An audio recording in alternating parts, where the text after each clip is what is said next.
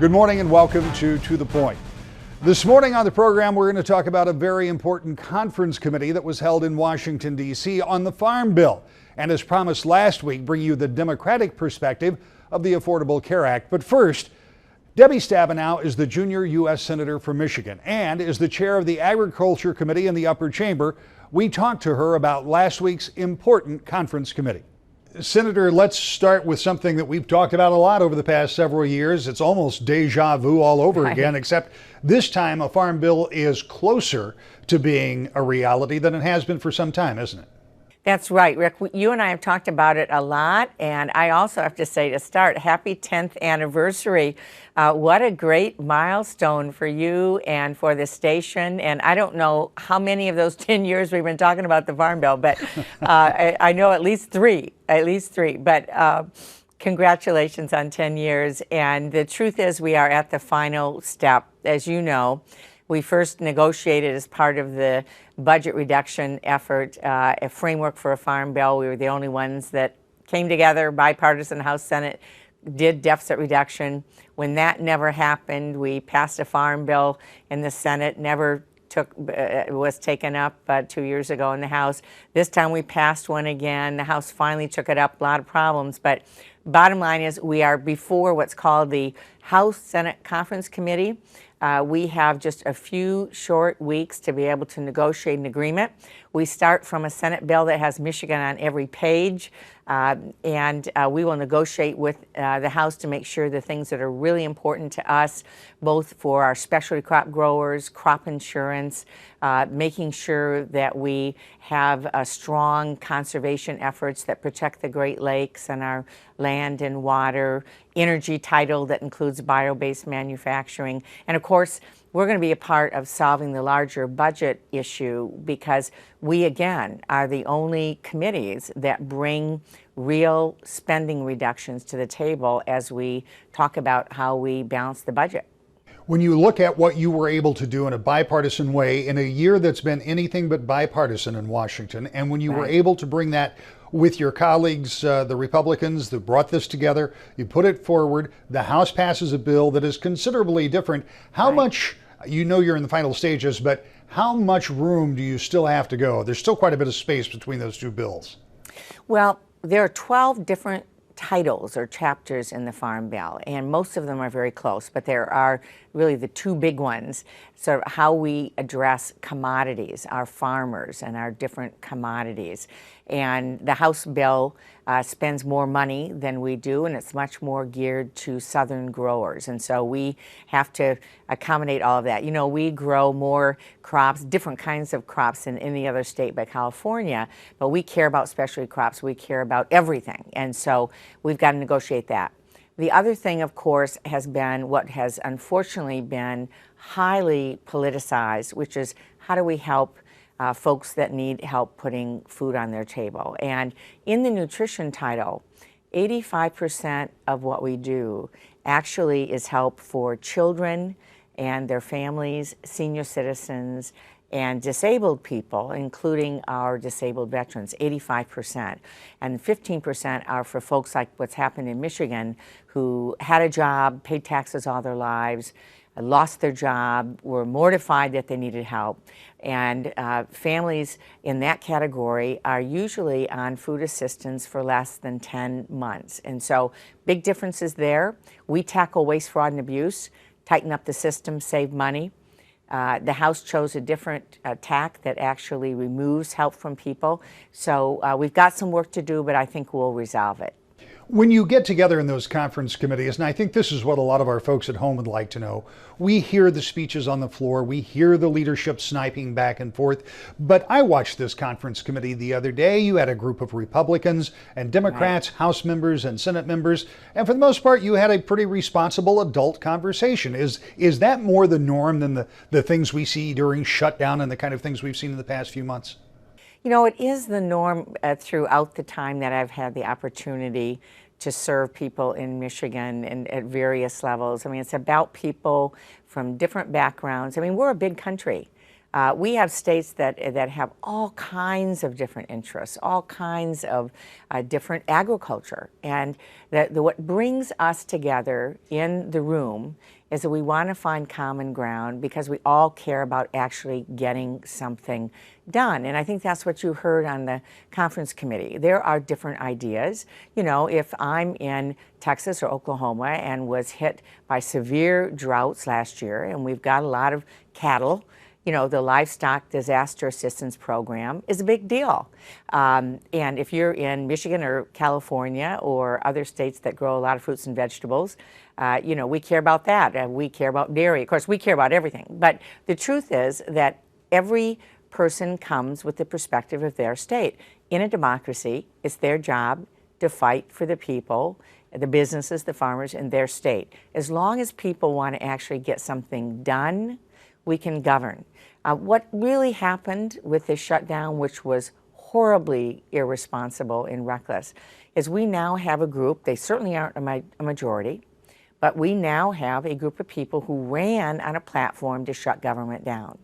And so they thought it was successful to cost $24 billion in the economy to shut the government down, to risk the full faith and credit of the United States, because they believe that no matter what, if you can't win at the polls, you can't win at the vote because you're not in the majority, that you should basically shut things down to get your way. You know, that doesn't work. It doesn't work in a family. It doesn't work in a neighborhood with a business. It doesn't work in governing in a democracy.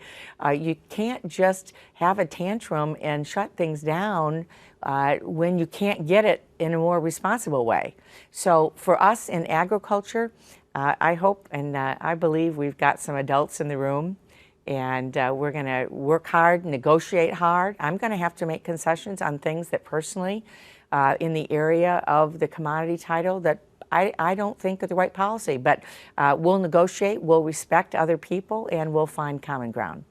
I want to move on to another big issue that you're working on, but before we do, if you were guessing right now, would you say it's going to be more difficult to get the commodity part, the agriculture part of it worked out, or the nutrition part of it worked out? I think they are equally different in different ways. Interestingly, on the Agriculture Committee, there's really more intensity around the commodity title. So I think in nutrition, what I've said is it's about tackling waste, fraud, and abuse, and we want to save as much money as possible doing that. But for folks that really need some temporary help when they've lost their job or during this economic downturn, we want to make sure that that safety net's there, just like crop insurance is there when our growers need some help. So I think as long as we keep along that line, we'll be able to work things out on the nutrition title. But the differences around the country, the regions of the country as it relates to the different commodities is actually, and interestingly, a tougher debate as we come together to try to make reforms. Because, you know, our bill reforms, we have payment limits. We say that if you're not actively engaged in the farm, you can't get a farm payment. We eliminate subsidies that have been there, that were writing checks to farmers even in good years just because they grow a particular crop. So our bill saves a lot of money by having a lot of reforms. And some of those have been resisted, particularly by the southern farmers and ranchers, and that's much more reflected in the House bill. So we've got some fundamental differences. We save money with reform. It's very much about bringing taxpayer accountability to what we do for farmers and making sure that we support farmers when they have a loss, but that we're not intervening in the marketplace when they don't. Trying to get an ag bill done would probably be enough, but Senator Stabenow is also on the Budget Committee conference. We'll talk to her about that next. To the Point.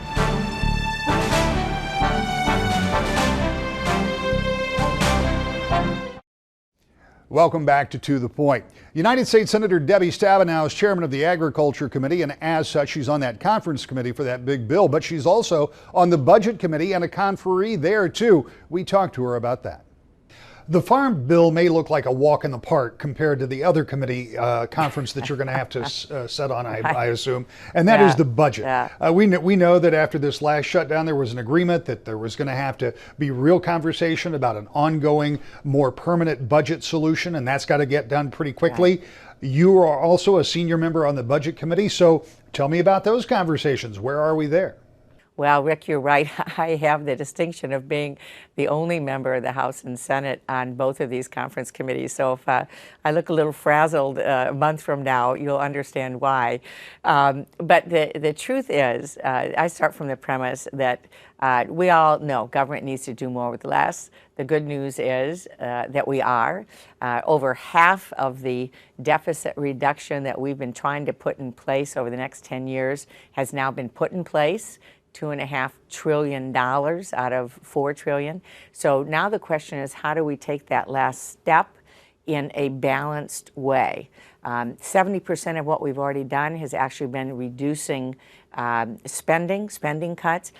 We now have to be looking at smart decisions, not being reckless about what we do, and making sure that we put middle-class families at the front of the line. And those are my basic principles. So we're looking at a way to put together a smaller budget agreement that would be for the next year or two that would replace what have been reckless across-the-board cuts that cut things that are important as well as things that aren't, and instead go to what we did in the Farm Bill, which is strengthen the things that we ought to be doing that make sense. How do we educate, out-innovate, out-educate in the global economy, support the private sector growing jobs, make sure middle-class families are the top priority, and how do we cut the things that we shouldn't be doing and save taxpayer money? So that's the debate.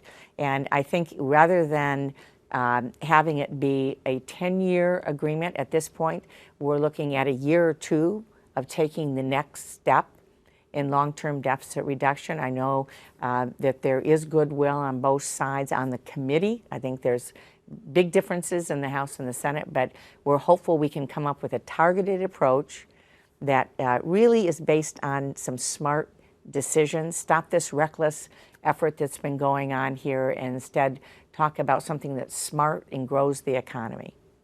When you talk about changing the sequester cuts, essentially, in other words, instead of the kind of across-the-board cuts, are you still talking about the same level of cuts, the same amount of money that would be reduced from spending, or are you talking about a lesser amount of cuts and more targeted?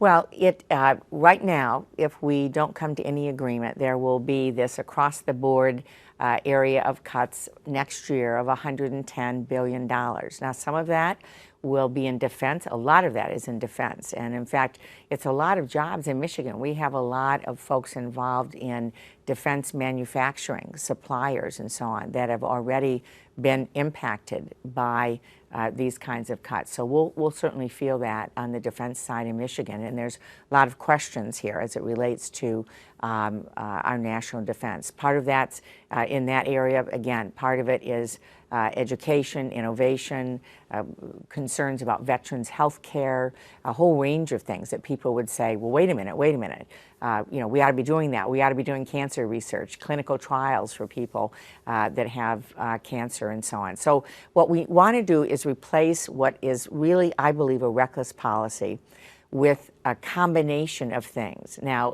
included in that will be our Farm Bill savings, frankly. I mean, we will have, I believe, at least $20 billion up from our agriculture policies alone out of that 110 that we're going to offer up in spending reductions that don't hurt people, that in fact will help us grow the economy and strengthen agriculture. So we're going to offer up some of that savings. And I wish other committees would be doing the same level of priority setting and spending cuts that we are, and we'd have a balanced budget. But at this point, we're going to be looking to others to do what the Agriculture Committee has done, and it will be some combination. I'm sure part of that will be continued spending reductions. But we have to be, again, smart about the way we're doing this if we're going to grow the economy. Because the other story here is that we will never get out of debt with 11 million people out of work.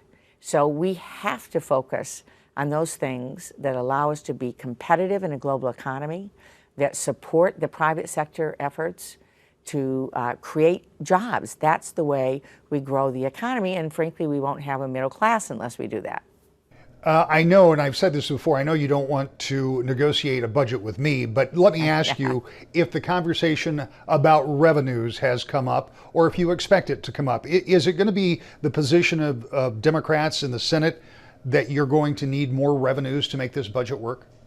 Well, what we need is a smart combination of things. And right now, when we say revenues, and you're right, Rick, I'm not going to negotiate with you, but what I will say is that we have loopholes right now that frankly are sending our jobs overseas. We have a policy involved in legislation that I have that we're trying to eliminate that would save us money that we could use for other investments to grow the economy. It's called the Bring Jobs Home Act, which basically says if you're moving your business overseas, we're not going to let you write off the moving expenses for going overseas.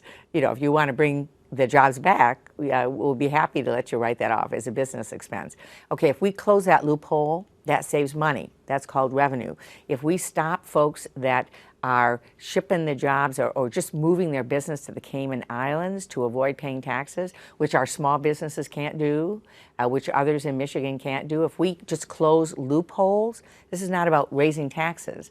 It's about making sure that folks that are trying to avoid taxes by moving, you know, on paper, the business to the Cayman Islands or by doing something else, aren't allowed to do that anymore. If we do that, it's more fair for Michigan businesses and workers. It raises revenue because there'll be some folks paying their fair share. And we can do that in order to stop what is a reckless policy. I ask you this not because I expect you to have the final answer, but because I know that you've served in the U.S. House, you serve in the U.S. Senate. You know how the polarizing effects of what's gone over the past 30 days and maybe the past few years has affected both of those bodies. When you come up with a budget deal in this conference committee, is that going to be a budget deal that is going to have to be largely supported by Democrats in the House in order to get it passed? In other words, get the majority of the minority on board and then get enough of the Republicans to go along, kind of like you did with ending the government shutdown? Well, first let me say what's been happening recently is horrible. It's the worst I've seen it in the past. Any time I've been involved in public service, and it gets in the way of solving problems, governing, and frankly, I don't blame people for having no confidence because you know what has happened is wrong. What I want to see is a budget proposal or a farm bill that can be put to a vote and let the votes fall where they may. And we know, as you know, that particularly now, on the Republican side, there is a group of folks that really don't want to support anything.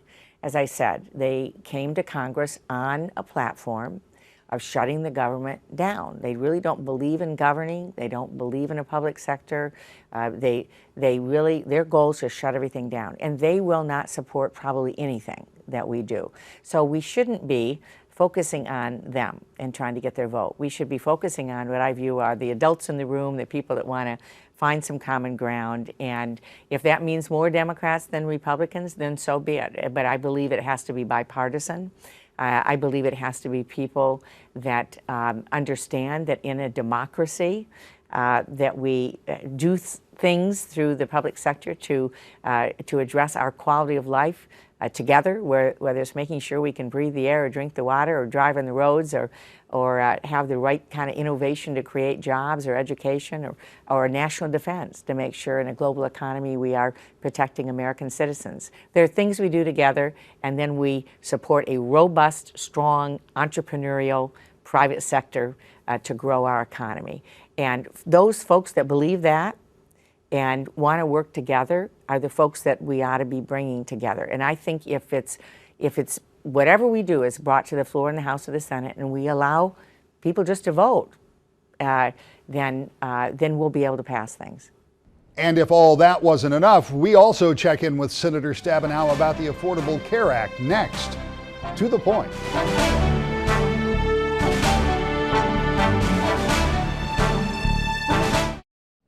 Last week on the show, we got the Republican perspective on the Affordable Care Act. This week, we talk with U.S. Senator, Democrat, Debbie Stabenow.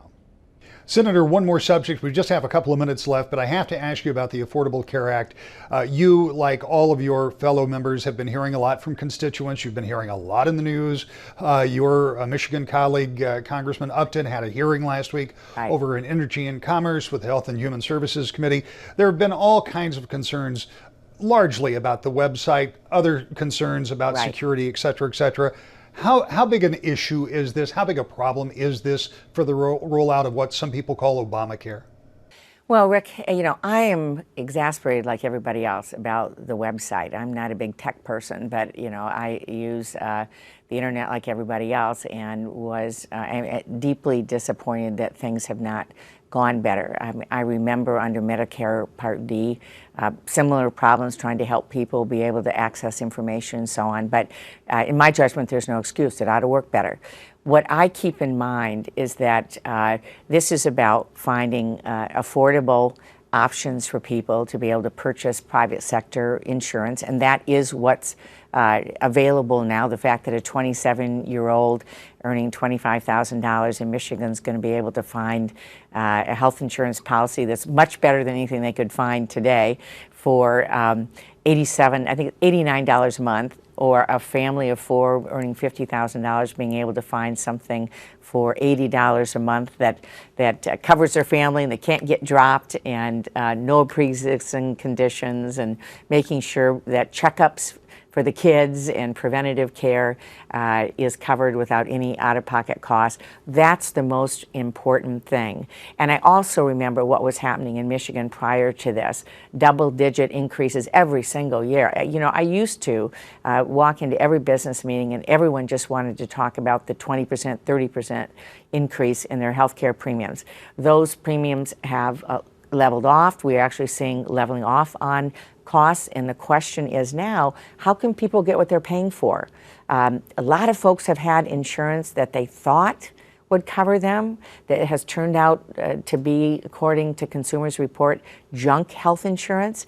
We've had a recent story in the paper about a woman who, working in a department store, had insurance. She was affordable. I think she was paying $60 or $70 a month for a policy, but then she got breast cancer and found out that it would only cover about one day in the hospital for her. So we've had a lot of folks that have just been holding their breath. They had a policy, hoping they didn't get sick, and then if they did, found out that their policy didn't cover anything, and they got dropped, and then couldn't find insurance because they had a pre-existing condition. So the goals, the principles put in place, the availability of affordable health care is absolutely critical for people in Michigan, and that's what's coming. And they better get the website going, because as it gets going better and better, folks are going to really have the choices that they need. Senator, we are absolutely out of time, less than 60 seconds, but I have to ask you, from where you sit, did the president mislead the American people when he said, if you like your policy, you will be able to keep your policy? Well, technically he was right, because all existing policies are grandfathered in. I think what wasn't anticipated is that insurance companies would change the policies, so then someone has to find a new policy. The good news about the new policy is it has to protect you better. It has to be a better policy. They can't drop you, and you have an opportunity to find something that is possibly better than what you had before in terms of cost. Senator, we'll leave it at that. Thank you for your time. That, of course, will not be the final word on the Affordable Care Act. More hearings on Obamacare will be held in the House and perhaps even in the Senate, and we'll continue to follow that and the agriculture bill. And maybe most important, or at least in the short term, will be that big budget bill. Could there be another government shutdown as we get just past the first of the year? Certainly not out of the question. We'll keep an eye on that. We'll be back here with you next Sunday morning at 10 o'clock on Wood TV for To The Point.